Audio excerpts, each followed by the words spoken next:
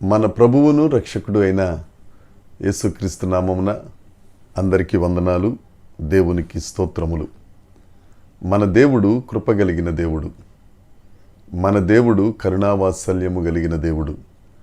మన దేవుడు కోపించుచునే వాత్సల్యం చూపించే దేవుడు.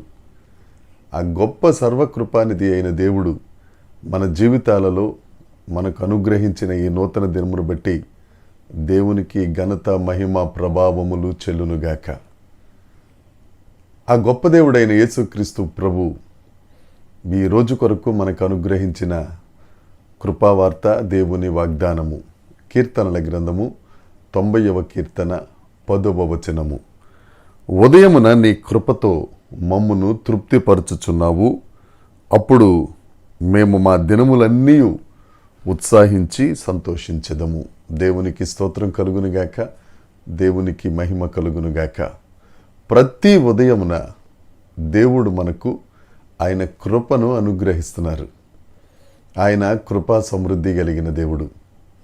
నా ప్రియ సహోదరి, సహోదరుడా, మనం ఎన్ని పాపాలు చేసి ఎన్ని దుర్మార్గమైన పనులు చేసినా గొప్ప దేవుడు ఆయన కృపతో ప్రతి ఉదయం నుండి ఆయన కృపతో మనల్ని నింపి మనల్ని తృప్తిపరచుచున్నారు.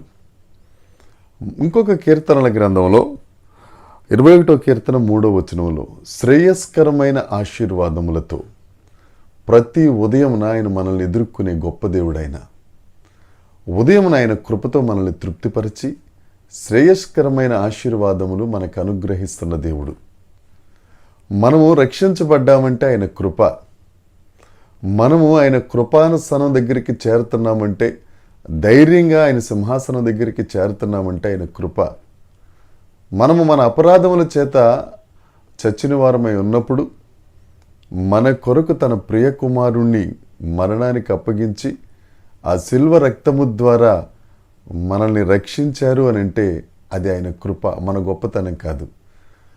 ఆ యేసుక్రీస్తు ప్రభువుని నమ్ముకుని ఆ రక్తంలో మన పాపములను శుద్ధీకరించుకుని పశ్చాత్తాపపడి పరిశుద్ధాత్మను పొందుకున్నట్లయితే ప్రతి ఉదయమున దేవుడు ఆయన కృపతో మనల్ని నింపుతారు. అంతేకాదు, మనం ఆ దినములన్నిట ఉత్సహించి సంతోషిస్తాం. ఎంత అర్ధబలమున్నా, ఎంత అంగబలమున్నా దేవుని కృప లేకపోతే మన దినాలలో సంతోషం ఉండదు, ఉత్సాహం ఉండదు.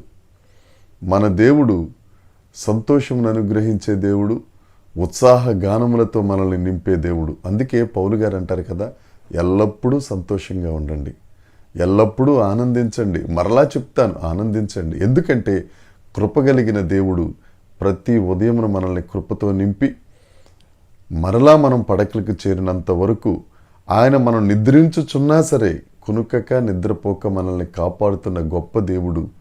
ఆయనను నమ్ముకొనిన వారిని ఉత్సహించి సంతోషముతో నింపే గొప్ప దేవుడు ఆయన.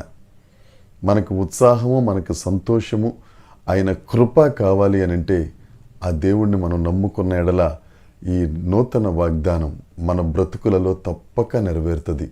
మన దేవుడు అంటున్నాడు కదా, నా ప్రియ సహోదరి, సహోదరుడా, నేను ప్రతి ఉదయాన్న కృపతో నింపుతాను. దినమంతను ఉత్సహించి సంతోషించేటట్లు, ఆనందంతో ఉండేటట్లు నిన్ను ఆశీర్వదించి అనేకులకు ఆశీర్వాదకరంగా చేస్తాను. నువ్వు నమ్మితే ఈ వాగ్దానాన్ని స్వతంత్రించుకో, దేవుని కృపను పొందుకో, ఆయన యందు ఉత్సహించు, ఆయన యందు సంతోషించు. నిన్ను నన్ను విడువని ఎడబాయని గొప్ప దేవుడే మన దేవుడైన యేసుక్రీస్తు ప్రభు. దేవుడి మాటలు దీవించునుగాక. దేవుని కృప మనందరికీ తోడై ఉండునుగాక. ఆమేన్, ఆమేన్, ఆమేన్.